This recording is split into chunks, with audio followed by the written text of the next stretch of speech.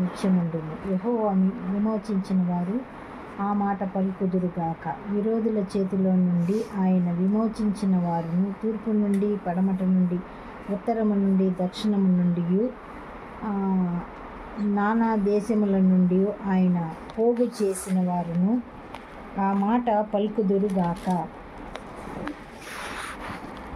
వారు అరణ్యమందలి ఎడారి త్రోవలో తిరుగులాడుచుండిరి. నివాసపురం ఏదియు వారికి దొరకకపోయెను.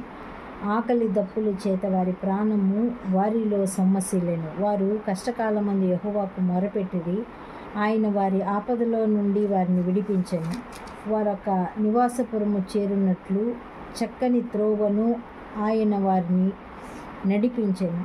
ఆయన కృపను బట్టి, నరులకు ఆయన చేయు ఆశ్చర్య కార్యములను బట్టి వారు యెహోవాకు కృతజ్ఞతాస్తుతులు చెల్లించుదురుగాక. ఏలయనగా ఆశగల ప్రాణమును ఆయన తృప్తిపరచి ఉన్నాడు. ఆకలి గొనిన వాని ప్రాణమును మేలుతో నింపి ఉన్నాడు.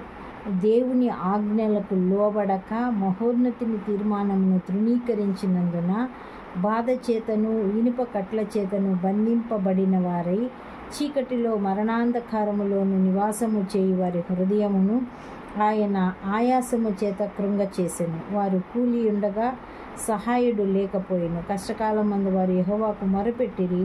ఆయన వారి ఆపదలో నుండి వారిని విడిపించెను. వారి కట్లను తెంపివేసి చీకటిలో నుండి మరణాంధకారంలో నుండి వారిని రప్పించెను.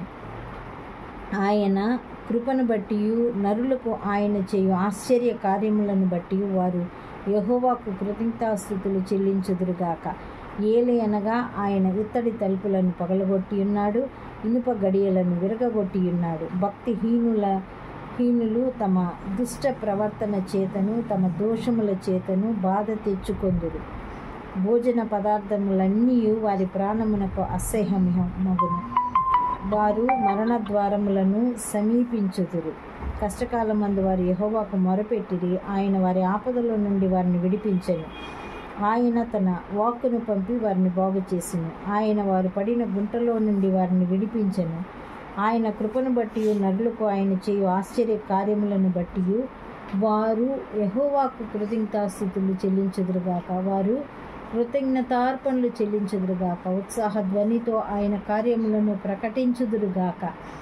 ఓడలెక్కి సముద్ర ప్రయాణము చేయువారు, మహాజలముల మీద సంచరించుచు వ్యాపారము చేయువారు యెహోవా కార్యములను, సముద్రములో ఆయన చేయు అద్భుతములను చూచిరి. ఆయన సెలవీయగా తుఫాను పుట్టెను, అది దాని తరంగములను పైకెత్తెను. వారు ఆకాశము వరకు ఎక్కుచు అగాధ జలములను దిగుచూ నుండిరి. శ్రమల చేత వారి ప్రాణము కృంగిపోయెను.